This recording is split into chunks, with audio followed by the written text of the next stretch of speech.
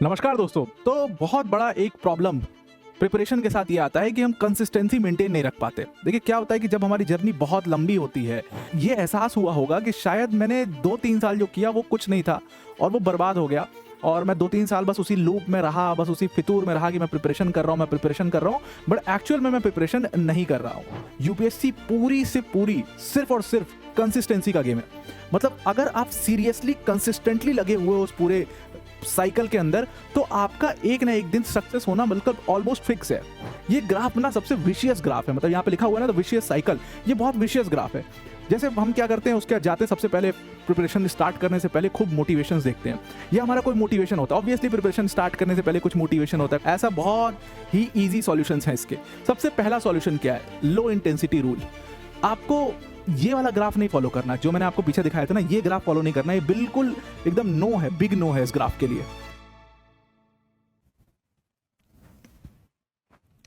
नमस्कार दोस्तों। तो बहुत बड़ा एक प्रॉब्लम प्रिपरेशन के साथ ये आता है कि हम कंसिस्टेंसी मेंटेन नहीं रख पाते। देखिए क्या होता है कि जब हमारी जर्नी बहुत लंबी होती है, क्योंकि आप सारे जो स्टूडेंट्स हैं वो कॉलेज में हैं या कॉलेज के सेकेंड ईयर में हैं या फाइनल ईयर में हैं या फर्स्ट ईयर के भी बच्चे हैं इस चैनल के ऊपर, जो मैं कमेंट्स पढ़ता हूँ ये सारे बच्चे हैं। अब इनके साथ सबसे बड़ी प्रॉब्लम, आप लोगों को सब बता दिया गया कि कैसे प्रिपरेशन स्टार्ट करनी है, कैसे प्रिपरेशन करनी है, पढ़ना है, क्या पढ़ना है, कहाँ से पढ़ना है, और अगर कुछ नहीं है तो भाई हम ही पढ़ा देते हैं आपको फ्री में। आ जाओ यहाँ पर मंजिल चैनल के ऊपर और हम फ्री में इसको करते हैं, और पूरा मतलब आपको सारा ज्ञान, सारा कुछ, सब कुछ आपके पास सौंप दिया गया है। लेकिन एक प्रॉब्लम ऐसी है जो अभी तो आपको फील नहीं हो रही है, लेकिन आने वाले 2-3 महीनों में जब आप प्रिपरेशन स्टार्ट कर चुके हो या जो बच्चे प्रिपरेशन ऑलरेडी स्टार्ट कर चुके हैं, उनको आने वाले 2-3 महीने में फेस होगी, वो कंसिस्टेंसी की प्रॉब्लम है।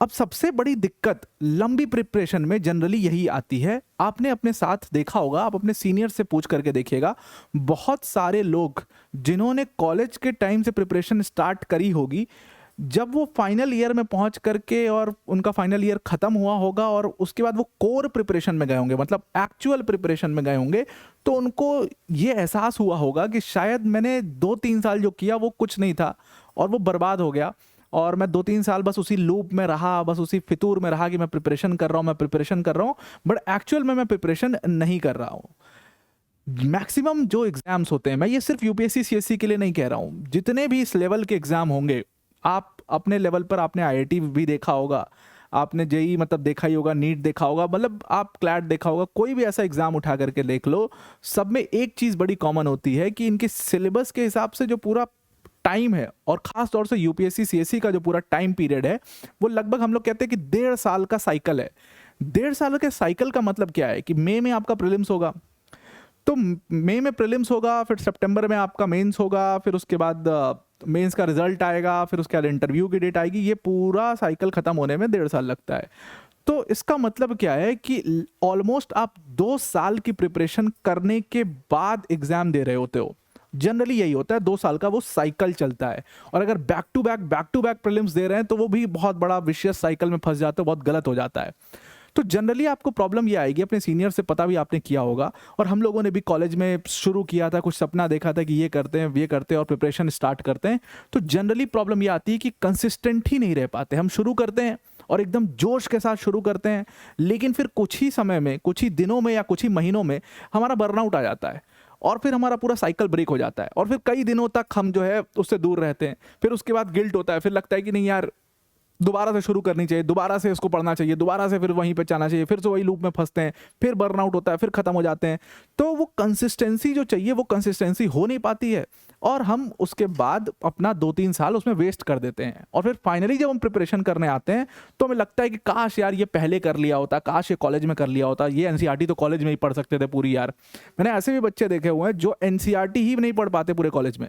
मतलब एनसीईआरटी इज 3 मंथ्स और 4 मंथ्स गेम, लेकिन वो एनसीईआरटी पढ़ने में 3 साल लग जाते हैं, वो एनसीईआरटी कंप्लीट भी नहीं होती, और उसके बाद जब वो प्रिपरेशन में आते हैं तब वहां पर एनसीईआरटी पढ़ते हैं। कई लोग तो ऐसे हैं जो प्रिपरेशन में आने के बाद भी 4-4 साल अपना सिलेबस नहीं कंप्लीट कर पाते। ऐसे भी लोग आपको मिलेंगे। तो इसका एक सिंपल प्रॉब्लम, पहले तो प्रॉब्लम स्टेटमेंट और सॉल्यूशन, ये दोनों आज हम इस वीडियो के अंदर डिस्कस करने वाले हैं। आपको अपने स्क्रीन पर एक सवाल दिख रहा होगा, बहुत सिंपल सा ये क्वेश्चन है। ये क्वेश्चन अभी बहुत ज़्यादा न्यूज़ में भी है। स्ट्रेट ऑफ हॉर्मुज के बारे में सवाल पूछा गया है कि स्ट्रेट ऑफ हॉर्मुज कौन सी दो वाटर बॉडीज को जोड़ता है। मतलब एकदम बहुत ही ज़्यादा सिंपल क्वेश्चन है, 4 ऑप्शन आपके सामने दिए हुए हैं, और अगर आप मतलब थोड़ा भी वर्ल्ड अफेयर्स को जानते हो, थोड़ा भी इंटरनेशनल रिलेशंस को जानते हो, अभी तो ये इतना स्ट्रेट ऑफ हॉर्मुज न्यूज़ में भी है, तो आपने तुरंत बता दिया होगा कि भाई, छूटते बता दिया होगा कि भाई B is the right option. तो एज सिंपल एज दैट, अगर मैं कहूँ कि ऐसे सिंपल क्वेश्चंस करके आप 8 लाख तक के इनाम जीत सकते हो, तो आपको लगेगा कि मैं मजाक कर रहा हूँ, बट ये सच है। तो आपको करना क्या है, इसके लिए यूसीएससी प्लस अन अकेडमी का क्विज कंपटीशन है, जिसकी डेट है 11 अप्रैल। 11 अप्रैल को आपने आना है, मतलब आपने लिंक पे ज्वाइन करना है और एक टेस्ट देना है जो कि 50 क्वेश्चंस का होगा। ऐसे सिंपल से क्वेश्चंस होंगे, क्विज है, ऐसे सिंपल से क्वेश्चंस होंगे, वो आपको उसमें करने हैं। अगर आपने ये सारे क्वेश्चन सही किए, मतलब आपने अच्छे क्वेश्चन सही किए, सही नंबर ऑफ क्वेश्चन सही किए, तो आप क्या कर सकते हो, तो आपको पहले 32 लोगों को, जो टॉप 32 लोग होंगे, उनको सेलेक्ट किया जाएगा। और इन 32 लोगों का, आप पूरे भारत में कहीं से भी हो, इन सबको फ्लाइट टिकट्स, इनके होटल्स की, इनके रुकना, इनका खाना, सब कुछ अनअकैडमी उठाएगा और फिर इनको लेकर के आएगा मेगा क्विज कॉम्पिटिशन के लिए। इस मेगा क्विज कंपटीशन में 16 टीमें होंगी, 2 ईच की, और ये जो 16 टीम होंगी, इनका मेगा क्विज कराया जाएगा। अब इसमें जो टीम फर्स्ट नंबर पर आती है, उसको 5 लाख तक के इनाम मिलेंगे। जो टीम सेकंड नंबर पर आती है, उसको 2 लाख तक के इनाम मिलेंगे। थर्ड या फोर्थ अगर आप आते हो, तो आपको 50-50 हज़ार के इनाम मिलेंगे। और बाकी के तो बेनिफिट्स अलग हैं, ये तो हार्ड कैश की बात हो रही है। बाकी 40 करोड़ तक के स्कॉलरशिप का भी ऑप्शन है इसके अंदर, तो इसको आप ज़रूर से दीजिए। 11 अप्रैल को ये टेस्ट है, इसके लिए लिंक हमने दे दिया है आपको डिस्क्रिप्शन में, उस पर क्लिक करके इस पर ज़रूर से ज़रूर रजिस्टर कर लीजिए। Thank you. देखो, यूपीएससी जैसे एग्जाम्स जो हैं, वो कभी भी इंटेलिजेंस का गेम नहीं होता। जैसे आपने बहुत सारे टॉपर्स को भी बोलते हुए सुना होगा, और बहुत सारे वो लोग जिन्होंने अपनी लाइफ में बहुत कुछ उखाड़ा है, ठीक है, आप सबको देखो, सबने ये बोला कि यार यूपीएससी सीएससी वो एग्जाम है जो हमें जमीन पे उतार देता है, जो आपको जमीन दिखा देता है। और ये सब हम जैसे लोगों के साथ तो बहुत ज़्यादा हुआ है। हम लोग को एक घमंड था कि हम कुछ भी फोड़ सकते हैं, कोई भी एग्जाम फोड़ सकते हैं, कुछ भी निकाल सकते हैं, बहुत नॉलेज है, बहुत इंटेलिजेंस है, बहुत इंटेलेक्ट लेवल बहुत हाई है, तो कहीं भी जा करके कुछ भी, कोई भी एग्जाम फोड़ सकते हैं। और जैसे ही आप यूपीएससी सीएससी जैसे एग्जाम में आते हो, इस माइंडसेट से आते हो, वहीं पर आपको वो धक्का देता है। तो यूपीएससी कभी भी इंटेलिजेंस का गेम है ही नहीं। यूपीएससी पूरी से पूरी सिर्फ और सिर्फ कंसिस्टेंसी का गेम है। मतलब अगर आप सीरियसली कंसिस्टेंटली लगे हुए हो उस पूरे साइकिल के अंदर, तो आपका एक ना एक दिन सक्सेस होना बिल्कुल ऑलमोस्ट फिक्स है। तो half the race is won when you are very consistent. आधी रेस तो आप तभी जीत जाते हो जब आप बहुत ज़्यादा कंसिस्टेंट होते हो। तो इसीलिए यूपीएससी में हमेशा आपको कंसिस्टेंसी सीख करनी है। अभी मैं वो भी बताऊंगा कैसे करनी है, क्या करना है, कैसे प्रॉब्लम आती है, क्या होता है। लेकिन इतना बात समझ लो कि UPSC is not a knowledge game. आपको बहुत सारे ऐसे टॉपर्स मिले होंगे जिन्होंने एक बात को बहुत क्लियरली कहा होगा कि बहुत नॉलेज 10 जगह से मैं इंडियन पॉलिटी पढ़ रहा हूँ, तो मैंने भाई लक्ष्मीकांत पढ़ ली, that is enough for me. मुझे अब बाकी किताबें पढ़ने की कोई ज़रूरत नहीं है। अब मेंस के लिए ऑब्वियसली वो पूरी नहीं होती, तो मेंस के लिए कुछ एड ऑन्स करने होते हैं, वैल्यू एडिशन करना होता है। आपको ये सारी चीज़ें नहीं करनी है। यूपीएससी मंजिल पे आपको सब कुछ, मैं अपना पूरा जो कंटेंट दे रहा हूँ सब उसमें इंक्लूडेड है, कई सारी किताबों का कंटेंट, उसमें आपको और कहीं जाने की ज़रूरत ही नहीं है उसके लिए। तो जनरली क्या होता है कि हम नॉलेज सीख करने लगते हैं, और ज़्यादा और ज़्यादा और ज़्यादा फैक्ट्स, और फिर उस लूप में फंस करके हम पूरे बर्बाद हो जाते हैं। अब सबसे पहला प्रॉब्लम जो है, जैसे ही आप प्रिपरेशन स्टार्ट करते हो, प्रॉब्लम स्टेटमेंट शुरू कहाँ से होता है, हमारा कुछ इस तरीके का ग्राफ चलता है। ये ग्राफ ना सबसे विशियस ग्राफ है, मतलब यहाँ पे लिखा हुआ है ना द विशियस साइकिल, ये बहुत विशियस ग्राफ है। जैसे हम क्या करते हैं, उसके जाते हैं सबसे पहले प्रिपरेशन स्टार्ट करने से पहले खूब मोटिवेशंस देखते हैं, या हमारा कोई मोटिवेशन होता है। ऑब्वियसली प्रिपरेशन स्टार्ट करने से पहले कुछ मोटिवेशन होता है, कुछ आपका आइकॉन होते हैं जिनको आप देख करके प्रिपरेशन स्टार्ट करते हो। आपके गांव का कोई बच्चा होता है जो क्लियर किया होता है, आपके कोई भैया होते हैं, कोई दीदी होता है जिन्होंने क्लियर किया होता है, या आपने किसी मूवी में देख लिया, या फिर आपका कोई और ब्रेकअप का चक्कर है कि भाई उसने, मैं उसको दिखा के रहूँगा, मैं आईएएस बन जाऊँगा, इतना मोटिवेशन। तो पूरा आपके अंदर क्या है, बहुत ज़्यादा मोटिवेशन भरा हुआ है। और जब भी मोटिवेशन भरा होता है तो हम किसी भी चीज़ को डबल एफर्ट से, डबल एग्रेसिवनेस के साथ करते हैं। मुझे एक बात बहुत अच्छी लगी थी जो विराट कोहली ने एक बार अपने इंटरव्यू में कही थी। उन्होंने कहा था कि, तो इंटरव्यूअर ने बहुत सिंपल सा क्वेश्चन पूछा कि what changed after you were removed as the Indian captain. तो आपको पता ही होगा कि विराट कोहली को इंडियन टीम का कैप्टन बनाया गया और फिर उनको हटा भी दिया गया। तो उन्होंने बोला कि आपके अंदर क्या चेंज आया, क्या सीखा आपने उससे। तो उन्होंने बहुत क्लियरली बोला कि I was too aggressive as a captain. As a captain, as a player you can be very aggressive, but as a captain आप बहुत अग्रेसिव नहीं हो सकते। उस चीज से आप कनेक्ट करके यहां पर देखो कि जब भी आप इतना लंबा जर्नी स्टार्ट करते हो, 2 साल 3 साल की प्रिपरेशन स्टार्ट करते हो, तो आप बहुत टू अग्रेसिव जाओगे तो आपका बर्नआउट हो जाएगा। जैसे ये बच्चा है, अब ये क्या करेगा, पहले दिन इतना मोटिवेशन ले लिया, इतनी रीलें देख ली हैं इसने, इतनी रील देख ली है, या एक गाड़ियों का काफिला, ये भोकाल आईएएस का, वो आईपीएस ये करता है, उसको उठा के बंद कर देता है, ये कर देता है, वहां छापा मार देता है, ये रेड वेड टाइप की 2-4 मूवी देख ली है, टुकरा के मेरा प्यार मेरा इंतकाम देखेगी टाइप की मूवी देख करके आप इतना मोटिवेटेड हो, तो पहले दिन पढ़ना शुरू करोगे, उठाओगे कोई भी दे दो, अब तो मैं सब उखाड़ लूंगा, तो आप उठाओगे लक्ष्मीकांत, लक्ष्मीकांत उठाते आप क्या करोगे, लक्ष्मीकांत उठाते आप दबा के एकदम पढ़ना उसको शुरू करोगे। तो फर्स्ट डे ही आप क्या करोगे, फर्स्ट डे पे ही आप लगोगे 8-8 घंटे 10-10 घंटे पढ़ने, बिल्कुल एकदम दिन भर पढ़ना शुरू कर दिया।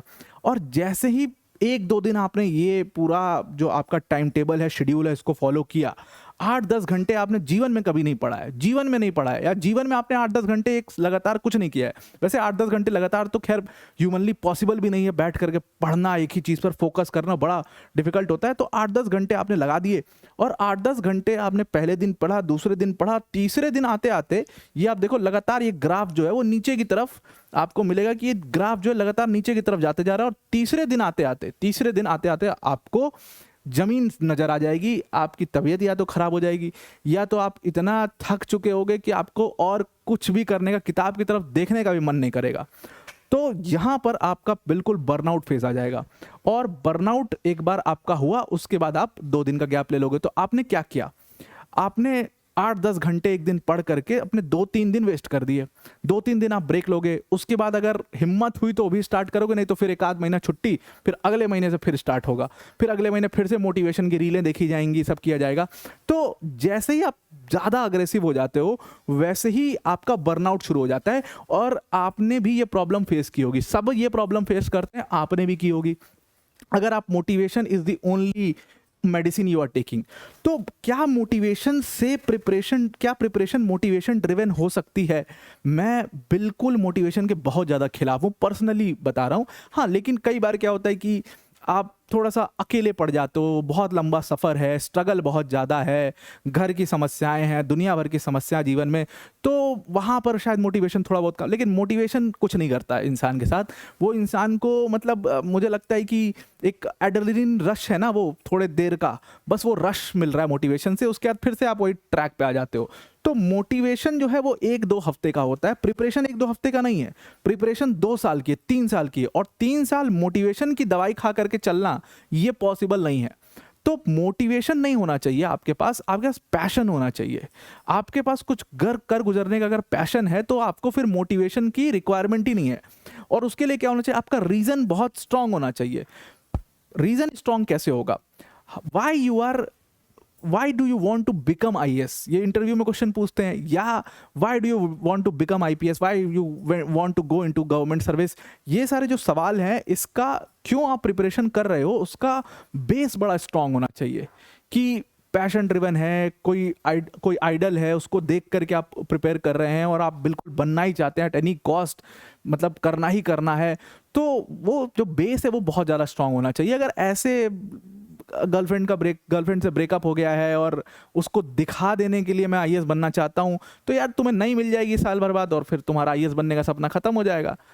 तो ये चीज़ कभी भी एक बेस नहीं हो सकती। तो आपको कोई बहुत स्ट्रांग मोटिवेशन या रीज़न चाहिए होता है, और वो स्ट्रांग मोटिवेशन या रीज़न जो है वो आपका बेस बनाता है। उसके बाद फिर आपको मोटिवेशन की ज़रूरत ही नहीं पड़ेगी, मतलब आपको ये रील वील देखने की ज़रूरत ही नहीं है। आप खुद ही जो है वो और इतने सेल्फ ड्रिवन, इतने सेल्फ डिसिप्लिन हो जाओगे कि वो आप करने लग जाओगे, क्योंकि वो आप दिल से चाहते हो वो चीज़ करना। जो चीज़ हम दिल से चाहते हैं वो चीज़ हम बिल्कुल पा के ही रहते हैं, उसको कैसे भी करके वो जिद हो जाती है। तो वो जिद जो है वो आपकी बन जाएगी और धीरे धीरे आप उस ट्रैक पर आ जाएंगे। तो कभी भी हमें बहुत अग्रेसिवली किसी भी चीज़ को, ये प्रिपरेशन के लिए नहीं, ये प्रॉब्लम स्टेटमेंट हर चीज़ का, अगर टू अग्रेसिव जाओगे, बहुत अग्रेसिवली किसी चीज़ को सीख करने की कोशिश करोगे तो आपके साथ बहुत प्रॉब्लम होगी। मैं आपको बहुत अपना मतलब बिल्कुल अपना एक्सपीरियंस शेयर कर देता हूँ। तो ये मेरे साथ हुआ, पढ़ाई में तो कभी नहीं हुआ, I was not too aggressive in studies, मैं बहुत अग्रेसिवली अप्रोच नहीं करता था पढ़ाई को, तो बहुत आराम से पढ़ता था। लेकिन ये मेरे साथ प्रोफेशनल लाइफ में, व्हेन आई स्टार्टेड टीचिंग, जब मैंने पढ़ाना शुरू ही किया था, मैं किसी ऑर्गेनाइजेशन में था और वहाँ पर मैंने 3-3, 4-4 क्लासेस जो है वो लेनी शुरू कर दी, इसलिए बिकॉज मैं बहुत पैशनेट था, बहुत अग्रेसिवली उसको सीख करना चाहता था। मेरी तबीयत खराब हो गई, उसके बाद मैं 1.5-2 हफ्ते जो है वो क्लास नहीं ले पाया, ब्रेक हो गया। तो इससे क्या मिला मुझे? कुछ नहीं मिला। शायद मैं बिल्कुल वहीं बराबर था उसी ग्राफ में, मेरा कोई ग्राफ भी नहीं बढ़ा, कुछ नहीं बढ़ा। ये प्रॉब्लम होती है। तो आपको बहुत अग्रेसिव नहीं होना है अपनी प्रिपरेशन के दौरान। अगर आप बहुत ज़्यादा अग्रेसिव होगे तो फिर आप फंस जाओगे। अगर आप बहुत ज़्यादा अग्रेसिव होगे तो ये कैसे, ये आप इस विशियस साइकिल में फंसोगे, और ये विशियस साइकिल ट्रस्ट मी आपको बर्बाद कर देगा, आपका समय बर्बाद कर देगा, एज अ पर्सन आपको बर्बाद कर देगा, आपका टाइम बर्बाद कर देगा, और फिर सोसाइटी में, दुनिया में, लोग में बिल्कुल अकेले अलग थलग पड़ जाओगे। कोई नहीं पूछेगा, सच बता रहा हूँ। अगर कुछ हासिल नहीं किया तो कोई भी नहीं पूछने वाला, वैसे भी आपके घर वाले नहीं पूछेंगे, आपके माँ बाप आपको नहीं पूछेंगे। This is the reality of the society. वो कोई भी नहीं पूछने वाला आपको। तो वो लड़की वड़की तो बहुत दूर की बात है, मैं घर के लोगों की बात कर रहा हूँ। तो यहाँ पर अगर आपका प्रिपरेशन मोटिवेशन ड्रिवन है और आप मोटिवेशन से स्टार्ट कर रहे हो, तो फिर आप मोटिवेशन के बाद क्या करोगे? बहुत ज़्यादा मोटिवेटेड हो तो आप ओवर वर्क करना शुरू कर दोगे। आप 8-8 घंटा, 10-10 घंटा, जो आपने कभी नहीं किया, आप ऐसे करने, खाना छोड़ दोगे, खाना पीना छोड़ दोगे, फिर आप किसी बीमारी में पड़ जाओगे या आप बहुत थक जाओगे। तो जैसे ही ओवर वर्क वाली सिचुएशन पे आओगे आप, वैसे ही आपका ये बर्नआउट फेज बिल्कुल स्टार्ट होगा। और बर्नआउट फेज अगर स्टार्ट हो गया है तो दैट इज दी एंड। वहां से आपका अंत शुरू हो चुका है, बर्नआउट फेस होगा। उसके बाद आप एक लंबा ब्रेक लोगे, और ब्रेक के बाद सबसे, पता है क्या होता है? ब्रेक के बाद सबसे बड़ी प्रॉब्लम जो होती है वो गिल्ट की होती है। गिल्ट होना शुरू होता है कि यार मेरा ये टारगेट था, मैं इस टारगेट को अचीव नहीं कर पाया, या मुझे पढ़ना था यार, एनसीईआरटी कंप्लीट करनी थी, मैं उसको कंप्लीट नहीं कर पाया। ये गिल्ट शायद हर इंसान के अंदर आएगी जिसका ये ब्रेक हो जाएगा। तो वो फिर वो गिल्ट आएगा, गिल्ट फैक्टर आएगा। गिल्ट फैक्टर के बाद आप क्या करोगे? 1-2 दिन उसमें निकलेगा, और फिर आप रीस्टार्ट फेज पर आओगे। रीस्टार्ट फेज पर आओगे, नहीं अब फिर से पढ़ना है, फिर से लगना है, उसके लिए फिर से मोटिवेशन पर जाओगे। तो ये एक पूरी नेवर एंडिंग साइकिल है, और इसी साइकिल में आप फंसे रहोगे। उसके बाद ओल्ड राजेंद्र नगर, मुखर्जी नगर, यहाँ जा करके फिर इसी साइकिल में फंसे रहोगे। और भी बहुत सारे डिस्ट्रैक्शन है यहाँ पर, तो उसमें फंस जाओगे, और आप बिल्कुल इस तरीके से पढ़ के कंसिस्टेंसी कभी अचीव ही नहीं कर पाओगे। कभी भी कंसिस्टेंसी अचीव नहीं होगी, क्योंकि भाई आपका शुरुआत हो रहा है मोटिवेशन से। Motivation leads to overwork, overwork की वजह से बर्नआउट। ये 3 चीजें कॉमन है, उसके बाद बाकी चीजें तो अपने आप आनी है। तो ये 3 चीज बार बार आपके साथ हो रही है, आप कभी कंसिस्टेंट रह नहीं पाओगे। हमेशा आपका ब्रेक होगा, हमेशा आप 3-4 दिन गायब हो जाओगे। 2-3 दिन पढ़ा, फिर 3-4 दिन गायब, 2 दिन पढ़ा, फिर 3 दिन गायब, 2 दिन पढ़ा, 3 दिन गायब। तो यही स्थिति आपके साथ हमेशा रहेगी, और आप कभी कंसिस्टेंट नहीं हो पाओगे, और इस एग्जाम में कभी आप एक अच्छे लेवल पर पहुंच ही नहीं पाएंगे, कभी करीब भी नहीं पहुंचोगे कि एग्जाम हो जाए। Now again there is some luck factor there, but again अगर आप इस तरीके से पढ़े रहेंगे तो आप फंसते चले जाएंगे इस मामले में। तो अब क्या किया जाए? तो इसको ठीक करने के लिए क्या किया जाए? ये तो हमें डिस्ट्रॉय कर देगा, और बहुत लोग के साथ ये हो भी रहा होगा। तो सॉल्यूशन क्या है? बहुत सिंपल सा सॉल्यूशन है, मतलब कुछ नहीं करना है, ऐसा बहुत ही इजी सॉल्यूशंस हैं इसके।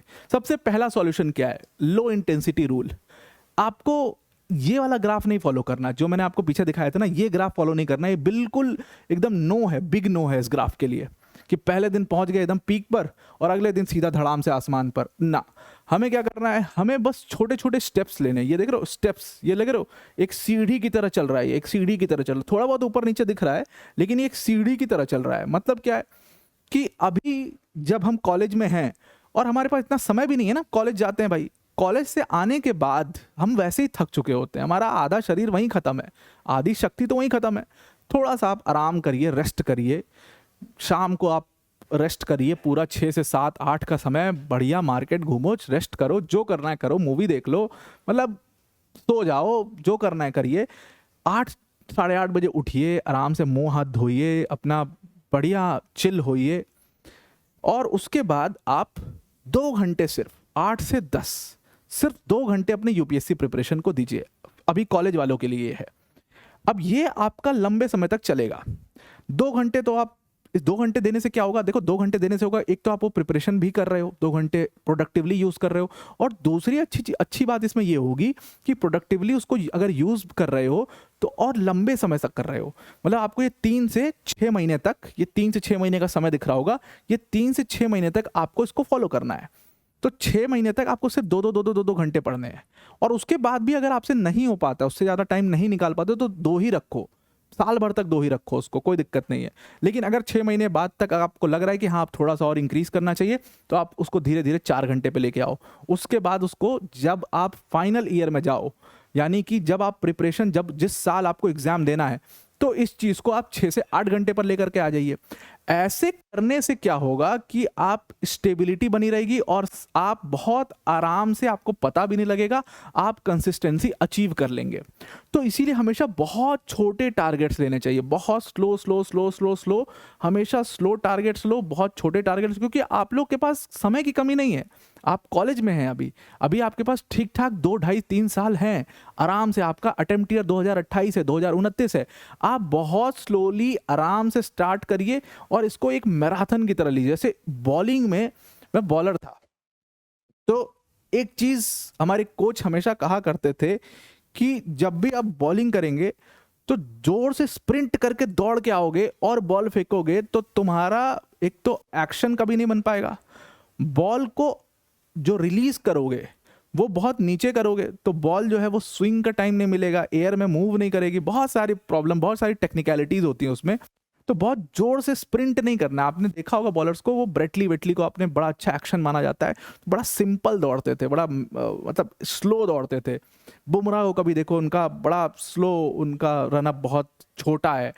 मैगराथ को कभी आप देखना तो बड़ा स्लो छोटा रनअप है और बिल्कुल दौड़ के आकर के बॉल करते। तो इसी तरीके से आपको स्प्रिंट नहीं भागना है, यहाँ पर हमें मैराथन की तैयारी करनी है, हमें मैराथन की तरह भागना है, slowly slowly slowly slowly slowly slowly gradually अपनी स्पीड को बढ़ाना है।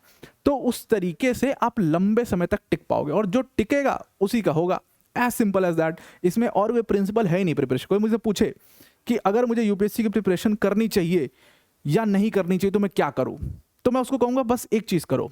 अगर तुम्हें लगता है कि तुम्हें यूपीएससी की प्रिपरेशन करनी चाहिए या नहीं करनी चाहिए, तुम इस असमंजस में फंसे हुए हो, तो आप एक काम कर सकते हो, बहुत सिंपल सा। जो भी चीज आपको सबसे ज्यादा पसंद है और वो नुकसान देती है, जो भी चीज आपको सबसे ज्यादा पसंद है और वो नुकसान देती है, उस चीज को 1 महीना छोड़ दो। जैसे मान लो आपका कमजोरी है इंस्टाग्राम, तो इंस्टाग्राम आपकी कमजोरी है, आप 1 महीना इंस्टाग्राम छोड़ दीजिए, बिल्कुल मत चलाइए, अपना आईडी डीएक्टिवेट कर दीजिए या बंद, जो भी होता है खत्म कर दीजिए, और 1 महीना उस आईडी को टच मत करिए। अगर आपने अपने ऊपर ये कंट्रोल रख लिया, ये डिसिप्लिन रख लिया कि आप 1 महीने तक नहीं देखा आपने इंस्टाग्राम, मैंने सिर्फ दिमाग में सोचा कि यार अब ना 1 महीने देखूंगा इंस्टाग्राम, और आपने नहीं देखा, then yes you should think of preparing now. बाकी और भी बहुत सारे उसमें मापदंड हैं जिस पे आपको खरे उतरना है, लेकिन yes you can think of preparing now. So सबसे पहला सॉल्यूशन तो ये है कि हमें लो इंटेंसिटी रूल इसमें फॉलो करना है और बहुत slowly slowly slowly slowly gradually हमें आगे बढ़ना है। और दूसरा, बर्नआउट से कैसे बचें, क्योंकि यार हो सकता है कि कॉलेज में थके, पूरे दिन थके, उस दिन पढ़ने का बिल्कुल मन नहीं कर रहा है, कभी कभी मूड भी नहीं है पढ़ने का, बहुत मतलब मूड ही नहीं है, एकदम मूड खराब हो गया, मम्मी से बात नहीं हुई, घर पे किसी की तबीयत खराब है, गर्लफ्रेंड से झगड़ा हो गया है, बीवी से झगड़ा हो गया है, कुछ भी हो सकता है, कुछ भी हो सकता है, मूड ही नहीं है बिल्कुल। क्या तो ऐसे केस में क्या करें, बर्नआउट आ गया, मतलब क्या करें? ऐसे केस में सबसे सिंपल है कि आप 3R फॉर्मूला को फॉलो करो। ये 3R फॉर्मूला जनरली सब लोग फॉलो करते हैं। देखो ये सब मतलब हमने 3R फॉर्मूला और ये सब बना दिया है, देखो है कुछ नहीं। इसमें सबसे पहली चीज तो आपका लोड जो है वो बहुत कम होना चाहिए।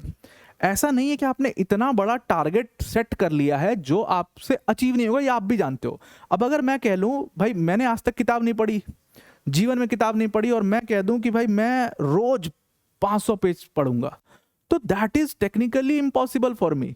तो हमें क्या करना है, टारगेट्स हमेशा शॉर्ट रखने, हमेशा स्टडी लोड आपका कम होना चाहिए, कम भी ऐसा कम होना चाहिए कि आपको मन करे वो करने का।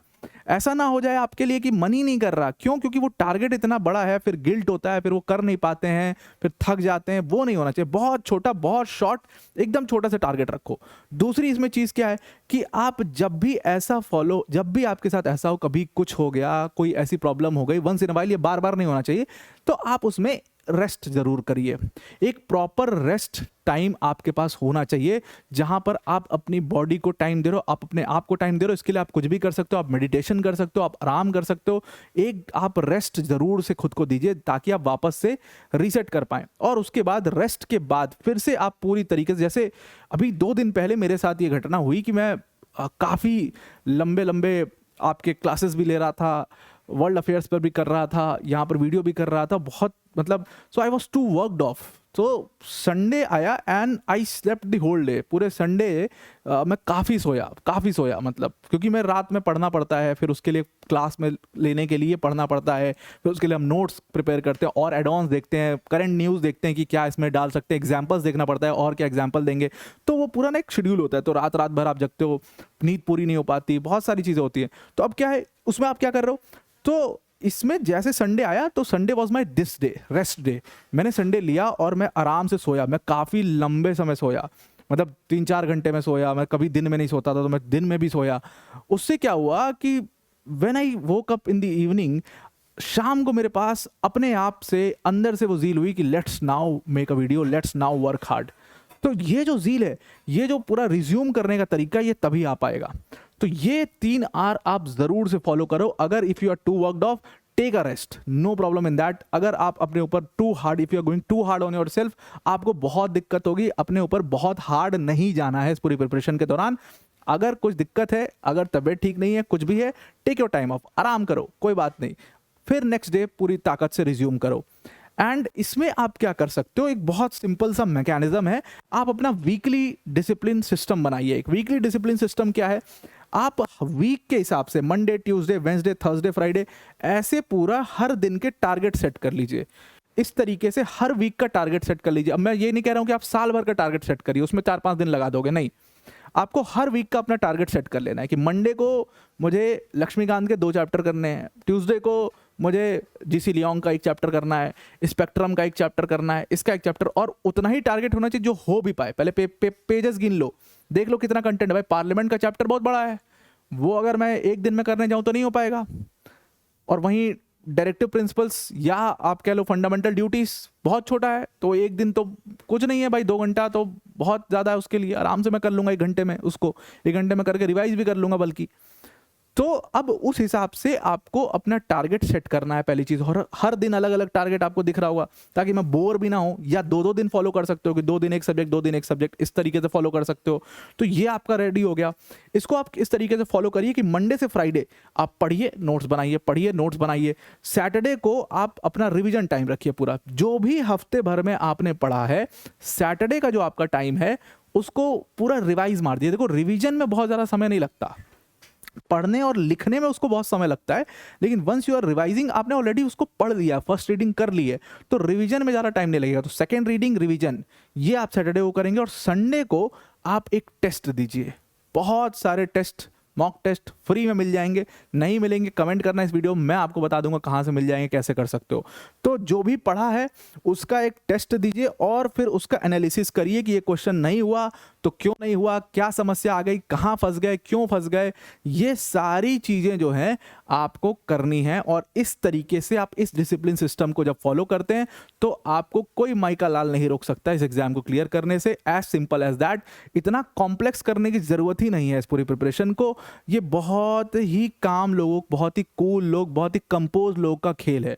और जनरली आप देखिए, आप जितने टॉपर्स देखिए जिनके 3 अटेम्प्ट हैं, 4 अटेम्प्ट है, सब एक बात सिंपल बोलते हैं कि sir consistency at a level will play a role and it is going to play a role. यही एक तरीका है जिससे एग्जाम क्लियर होता है। कोई इसका शॉर्टकट है ही नहीं, लॉन्ग कट ही है और बहुत कंसिस्टेंसी रहना है बस, और कोई इसका शॉर्टकट नहीं है। सक्सेस के लिए वैसे भी कोई शॉर्टकट नहीं होता। तो आई होप आपको मैंने जो मेन प्रॉब्लम थी उसके कुछ सॉल्यूशंस बताए। और ये सिर्फ सुन के नहीं जाना है, इस सॉल्यूशन को जा करके अप्लाई करना है। और अप्लाई करके अगर ये चीज़ हो पा रही है और ये सही में वर्क करती है तो आ करके इस वीडियो पर कमेंट करना, इस वीडियो को लाइक करना। तो आई होप आपको पूरा समझ में आ गया होगा। आज के लिए इतना ही। Thank you and have a nice day.